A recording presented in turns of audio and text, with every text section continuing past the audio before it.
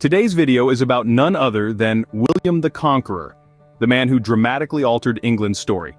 Born in the year 1027 in Falaise, Normandy, William was the illegitimate son of Duke Robert I, earning him the early moniker William the Bastard. It was an inauspicious start, but one that didn't deter young William. Despite the odds, he rose from these humble beginnings to become the first Norman king of England. His reign, which began in 1066, marked a turning point in English history, bringing about profound changes in the country's governance, culture, and language. This audacious leader, once dismissed because of his birth status, would go on to conquer a kingdom and leave an indelible mark on the annals of history. So, buckle up for a journey back in time as we unravel the fascinating life of William the Conqueror.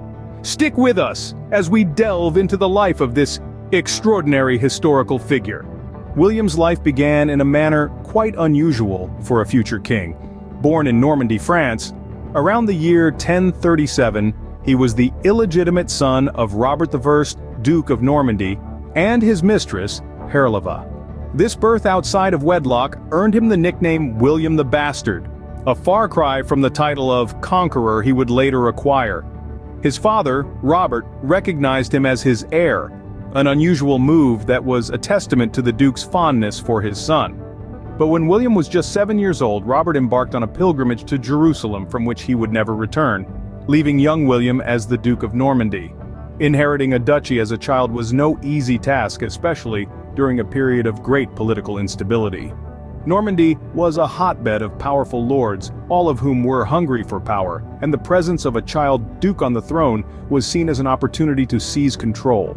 William's childhood and adolescence were marred by constant threats and actual attempts on his life.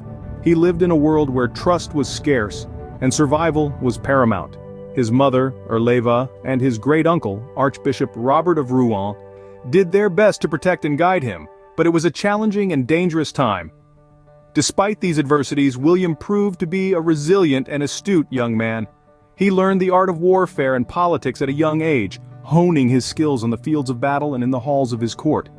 His ability to command loyalty and respect, despite his illegitimate birth, was remarkable. He was a born leader, unafraid to assert his authority and fight for his rights. The hardships of his early life shaped William into a formidable ruler, one who would not only hold on to his inherited lands but expand them in ways few could have imagined. His early struggles were merely the prelude to a life of conquest and power. Despite these early hardships, William was destined for greatness. His story serves as a reminder that the circumstances of one's birth do not dictate one's future, and that adversity can forge the strongest of leaders. The road to power wasn't paved with gold for William, but rather fraught with battles and bloodshed. It's the 11th century and we find William in the heart of Normandy, a young duke with ambitions as vast as the horizon. His dukedom, however, was far from secure. His hold on Normandy was tested time and time again, yet with each challenge, his resolve only hardened. He faced rebellion from his own nobles, who scorned his illegitimate birth, and invasions from neighboring regions, yet William emerged victorious from each battle, his leadership and military prowess proving to be formidable. With every victory, William's reputation grew. He was no longer just William the Bastard, but William the battle-hardened, William the Victorious. His rule over Normandy was gradually solidified, and his name began to echo in the halls of power across Europe. Among those who took notice was King Edward of England, a man without an heir. A bond of friendship grew between the two leaders, strengthened by mutual respect and shared ambitions. Edward, who had spent much of his early life in exile in Normandy, saw in William a potential successor, someone who could continue his legacy. In the year 1051, Edward made a promise that would change the course of history. He promised William the English throne, a promise that sparked a flame in William, a flame that would soon turn into a raging inferno, consuming all of England. Yet promises are easily made and just as easily broken. Edward's promise was not a guaranteed ticket to the English throne for William. There were other claimants, other contenders. The English throne was a coveted prize, and securing it would require more than just a promise. It would require cunning, determination, and a willingness to spill blood. William, now a powerful duke, had his eyes set on the English crown. He was ready to fight for it, to claim what he believed was rightfully his. The stage was set for one of the most famous conquests in history. The rise to power was just the beginning. The real battle was yet to come. The year 1066 marked a turning point in English history, all thanks to William. In the fall of that year, a decisive confrontation known as the Battle of Hastings took place. This wasn't just another squabble for land or a petty feud between nobles. No, it was a pivotal clash that would determine the future monarch of England. The two main players? Our very own William, the Duke of Normandy, and King Harold II, the then reigning King of England. William, as you might remember, had a claim to the English throne, a claim that Harold had dismissed. This dismissal, however, didn't sit well with our Duke. So he gathered an army, sailed across the English Channel, and met Harold on the battlefield. The battle was grueling and bloody, lasting from morning until dusk. But when the dust finally settled, King Harold II lay dead, allegedly struck in the eye by an arrow. With Harold out of the picture, there was no one left to dispute William's claim. Just a couple of months later, on Christmas Day, William was crowned the King of England in Westminster Abbey. But the coronation wasn't all cheers and applause. In fact, the ceremony was marred by violence outside the abbey when William's guards, mistaken the cheers for a riot, attacked the crowd.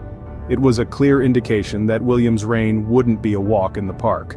But the Duke of Normandy was not to be deterred. He had conquered England, changing the course of its history forever. The Norman legacy would intertwine with the English, birthing a new culture, a new language, and a new era. The English throne had seen many kings, but none quite like William. He was a conqueror, a leader, and a man who wouldn't take no for an answer. His ambition had led him to the crown, and now, with the crown firmly on his head, there was no telling what he would do next. With the crown firmly on his head, William began his reign. As king, William's impact was profound and lasting.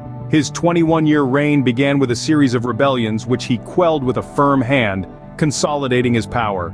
He replaced the English nobility with his own Norman supporters, drastically altering the political landscape of England. One of his most significant policies was the institution of the feudal system, a hierarchical structure that defined the relationships between the king, his nobles, and their subjects.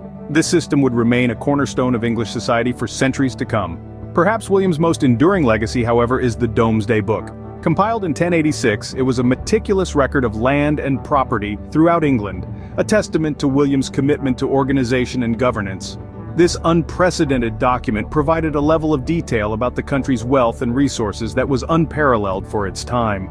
Beyond his political and administrative achievements, William's reign left a lasting cultural impact. The Normans brought with them a rich culture that infused with the existing Anglo-Saxon traditions. The French language and Norman architecture became part of the English landscape, influencing the country's development for generations. William's reign was not without conflict or controversy, but his influence on England was undeniable. From reshaping the political structure to leaving a cultural imprint, William's rule was a transformative period in English history. And so it can be said with certainty that William's reign forever changed the face of England. Even in death, William the Conqueror left a lasting mark. He passed away in the year of 1087, and his sons took up his mantle, continuing his legacy. His final resting place? The Abbey of Saint-Étienne in Caen, a testament to his magnificent reign. But his true monument was the transformed landscape of England, forever altered by his rule and influence. And so, William the Conqueror, a man of humble beginnings, reshaped a nation and etched his name into the annals of history.